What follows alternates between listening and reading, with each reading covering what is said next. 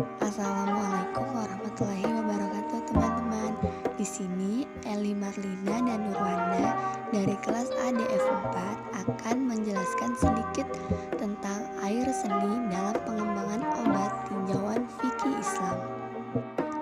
Hukum menggunakan benda najis dalam pengobatan menurut Ibnu Taimiyah. Pengobatan merupakan salah satu cabang ilmu kehidupan berkenaan menjaga dan mempertahankan kesehatan dan rasa sehat. Dengan kata lain, pengobatan adalah ilmu untuk mencegah dan menyembuhkan penyakit.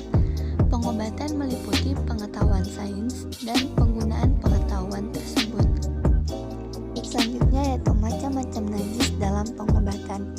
Macam-macam najis dalam pengobatan mengklasifikasikan unsur najis dalam pengobatan. Secara umumnya terdapat beberapa najis utama.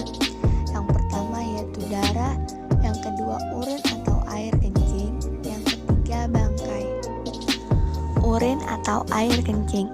Urin adalah air seni atau air kencing baik yang keluar dari tubuh manusia atau hewan, adalah cairan sisa yang diekskresikan oleh ginjal yang kemudian dikeluarkan dari dalam tubuh melalui proses urinasi. Para ahli mengatakan bahwa ekskresi urin diperlukan untuk membuang molekul-molekul sisa dalam darah yang disaring oleh ginjal dan untuk menjaga homeostasis cairan tubuh. Urin diklasifikasikan menjadi dua, yaitu urin hewan dan urin manusia. Ibnu Taimiyah berpendapat bahwa air kencing dan kotoran binatang yang dagingnya boleh dimakan itu hukumnya tidak najis. Ini adalah pendapat Imam Malik, Imam Ahmad, dan lainnya. Bahkan ada yang menyebutkan bahwa tidak ada seorang sahabat pun yang menganggap hal itu najis. Pendapat yang menyatakan itu najis adalah pendapat yang tidak didasari dalil agama sama sekali. Paling tidak mereka berpegang pada sabda Rasulullah Shallallahu Alaihi Wasallam, yaitu bersucilah kalian dari air kencing. Mereka mengira bahwa sabda beliau tadi bersifat umum yang berlaku dalam segala situasi. Padahal sebenarnya tidak demikian. Sebab yang dimaksudkan adalah air kencing manusia. Dalilnya ialah sabda beliau, yaitu bersihkanlah kalian dari air kencing itu, karena umumnya siksa kubur itu olehnya. Contoh pengobatan air seni yaitu dengan menggunakan air seni unta. Hukum mengkonsumsi air seni unta dalam pengobatan.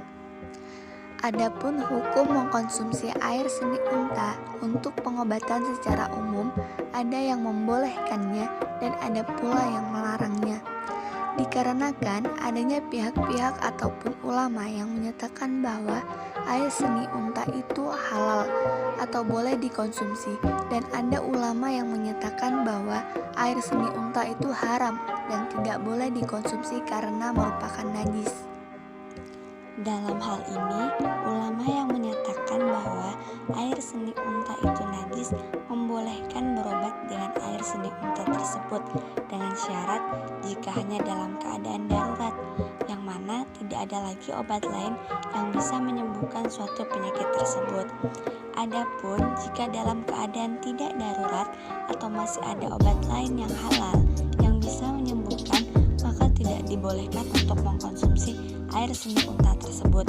Kemudian ulama yang menyatakan bahwa air seni unta itu halal untuk dikonsumsi juga tidak dengan sengaja membolehkan untuk mengkonsumsi air seni unta tersebut secara mutlak.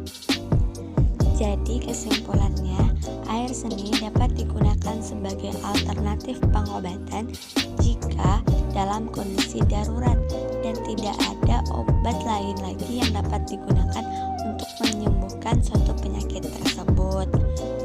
Baik teman-teman, sekian presentasi atau pemaparan materi yang dapat kami jelaskan. Kurang lebihnya kami mohon maaf. Wassalamualaikum warahmatullahi wabarakatuh.